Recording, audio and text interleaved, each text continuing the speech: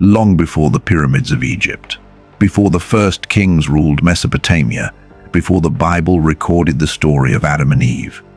Ancient clay tablets spoke of powerful beings who descended from the heavens. They were called the Anunnaki. To the Sumerians, they were not legends. They were the divine powers responsible for maintaining order in the universe. Yet thousands of years later, the Anunnaki have become something entirely different. Some claim they created humanity through genetic engineering. Others believe they established the world's first royal bloodlines. Some even argue their descendants still exist today, quietly influencing human history from behind the scenes. These ideas have spread across documentaries, best-selling books, and millions of online videos.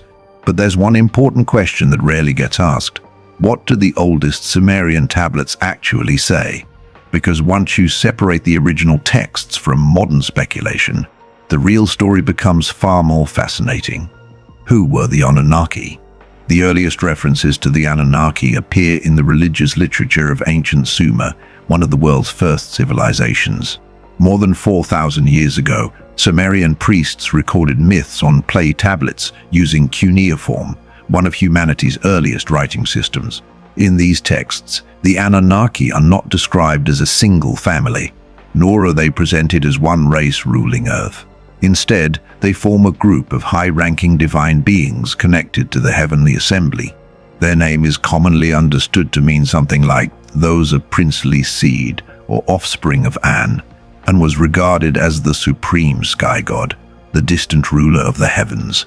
Many of the Anunnaki were therefore understood as descendants of An, or members of his divine household. This is where one of the biggest misunderstandings begins. Modern theories often describe the Anunnaki as visitors from another planet. The original Sumerian texts describe them as gods within a religious worldview. Those are two very different ideas. A divine family, not a human bloodline. When people hear the phrase Anunnaki bloodline, they often imagine hidden royal families or secret descendants living among us. The ancient tablets describe something much simpler. The gods themselves belonged to an extended divine family and stood at the top. His sons included powerful figures such as Enlil and Enki. Other major deities were connected through divine ancestry, marriage, or shared authority. These relationships helped explain how different parts of the universe functioned together. Fresh water, storms, agriculture, the underworld, wisdom, justice. Every major force of nature had its divine representative. The idea of bloodline wasn't about genetics in the modern sense. It was about authority. Power passed through divine lineage, just as kingship later passed through royal families. To ancient Mesopotamians, the structure of heaven reflected the structure of earth, where the royal bloodline idea came from. So, how did the idea of an Anunnaki bloodline become connected with human kings? The answer lies in how ancient Mesopotamian rulers viewed themselves. Kings rarely claimed to be ordinary people. Instead, they often described themselves as chosen by the gods. Some claimed divine favor. Others claimed partial divine ancestry. This wasn't unique to Mesopotamia. Egyptian pharaohs connected themselves to gods. Roman emperors were eventually worshipped as divine. Chinese emperors ruled through the mandate of heaven. Across the ancient world, political authority often borrowed religious legitimacy. That doesn't necessarily mean rulers believed they literally carried divine DNA. It meant their authority was presented as sacred. Over time, later generations sometimes blurred the line between symbolic divine descent and literal ancestry. The story that changed everything. No figure has influenced the modern image of the Anunnaki more than Zecharia Sitchin. Beginning in the 1970s, Sitchin published a series of best-selling books offering a dramatically different interpretation of Sumerian mythology. According to his theory, the Anunnaki were not gods. They were highly advanced beings from a distant planet called Nibiru. He argued they arrived on Earth hundreds of thousands of years ago in search of gold. Finding the work too difficult, they supposedly created humans by combining their own DNA with that of early hominins. It was an extraordinary story, and it captured the imagination of millions. Books sold worldwide. Television documentaries repeated the claims.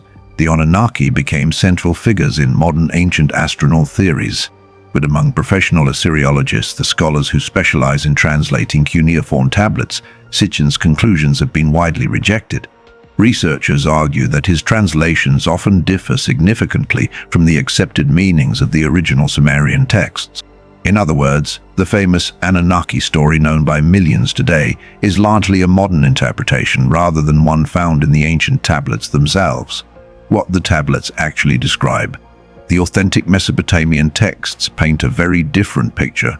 The Anunnaki appear in creation myths, religious hymns, temple rituals, royal inscriptions, and stories explaining the relationship between the gods and humanity.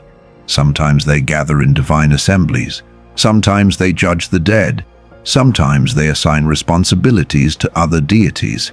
Their roles change depending on the text and the historical period. In later Babylonian traditions, some Anunnaki become associated with the underworld. Elsewhere, they appear as powerful decision-makers within the heavenly court. What's striking is that the surviving tablets never present them as a secret extraterrestrial civilization hiding among humans. Their importance comes from religion, not hidden history. Yet because the texts are ancient, incomplete, and sometimes difficult to interpret, they continue inviting new theories with every generation. Why the mystery never disappeared. Ancient civilizations rarely left complete explanations behind. Many clay tablets survive only as broken fragments. Entire sections are missing. Names disappear where the clay has crumbled. Sentences end halfway through. That uncertainty creates space for imagination. When evidence is incomplete, speculation naturally follows. Some people fill those gaps with careful historical research. Others fill them with extraordinary theories. That's one reason the Anunnaki remain so fascinating.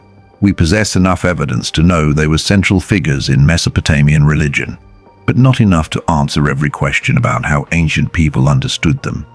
Sometimes history becomes even more mysterious, because parts of the story have simply been lost.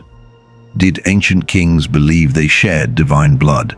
Although the Anunnaki themselves weren't described as human rulers, ancient kings often presented their authority as coming directly from the gods. This idea appears repeatedly throughout Mesopotamian history. When a new king took the throne, he didn't simply claim political power, he claimed divine approval. Royal inscriptions frequently describe kings as being chosen by gods such as Enlil, Inanna, or Marduk. Some rulers even refer to themselves as sons of particular deities, though historians generally understand this as symbolic language expressing divine legitimacy rather than literal biological descent. This distinction matters. Ancient societies often blurred the line between religion and government. A king ruled because heaven had supposedly entrusted him with that responsibility. That belief strengthened his authority over the people. It wasn't unique to Mesopotamia. Similar ideas appeared across Egypt, China, Japan, and many other ancient civilizations. The concept of sacred kingship was widespread. It didn't require secret DNA, only public belief. The search for a hidden bloodline.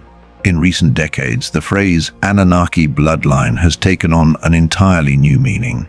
Some writers argue that powerful families throughout history secretly descended from the Anunnaki. Royal dynasties, political leaders, banking families, even modern celebrities have occasionally been included in these theories. The claims often suggest that a hidden elite has preserved an ancient bloodline for thousands of years. The problem is that no historical documents, archaeological discoveries, or accepted translations of Sumerian texts support these conclusions. The theories usually combine unrelated subjects: Mesopotamian mythology, medieval legends, modern conspiracies, and speculative interpretations into a single narrative. That doesn't make them historically reliable. The original cuneiform tablets simply don't describe an unbroken human bloodline descending from the Anunnaki. Separating ancient evidence from modern speculation allows the genuine history to remain visible. Why the Anunnaki continue to fascinate historians. Even without modern theories, the Anunnaki remain one of the most important parts of Mesopotamian religion. They help scholars understand how the world's earliest cities viewed the universe. To the Sumerians, the cosmos wasn't random. Every river, every storm, every harvest, every kingdom, every harvest, every kingdom. Everything existed within an ordered system governed by divine powers. The Anunnaki represented that order. Their decisions explained why civilizations prospered or collapsed, why kings ruled, why floods came, why justice mattered.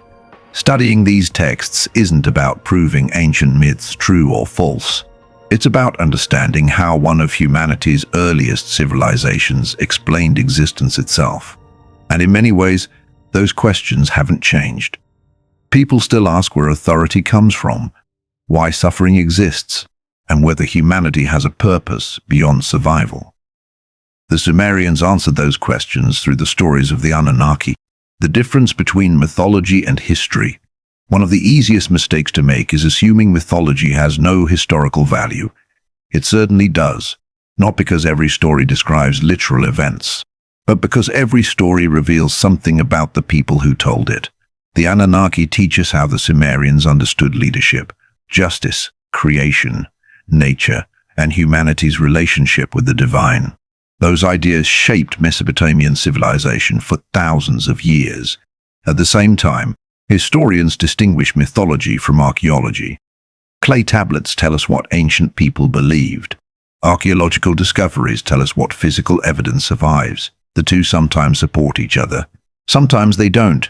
Recognizing that difference allows us to appreciate the ancient world without forcing every myth into modern history. Why the story keeps evolving. The Anunnaki have survived for more than 4,000 years because each generation retells their story differently. To the Sumerians, they were gods governing the universe. To later Babylonians, some became judges of the underworld. To modern writers, they became astronauts, genetic engineers, or founders of hidden civilizations. The names stayed the same. The interpretations change. That's what happens to powerful stories. They evolve alongside the cultures that preserve them. The challenge for historians is returning to the earliest surviving sources and asking a simple question. What did the original authors actually intend to say? Sometimes the answer is less sensational than modern theories, but it's often far more revealing. Did the Anunnaki leave behind a hidden bloodline? The oldest Mesopotamian texts don't say so. They describe the Anunnaki as powerful divine beings within the Sumerian religious tradition, connected through a celestial family headed by the sky god An. Later kings claimed divine favor and, at times, symbolic descent from the gods to strengthen their authority, but that isn't the same as evidence for a secret biological lineage stretching into the modern world. The idea of Anunnaki bloodline, as it's commonly discussed today, is largely a modern interpretation built on ancient names, speculative theories, and popular imagination. Yet the authentic story remains extraordinary. More than 4,000 years after they were first written into clay tablets, the Anunnaki still invite us to explore one of humanity's oldest civilizations and the questions that have never stopped echoing through history. Who were the beings our ancestors believed shaped the world, and what can those beliefs still teach us about ourselves today?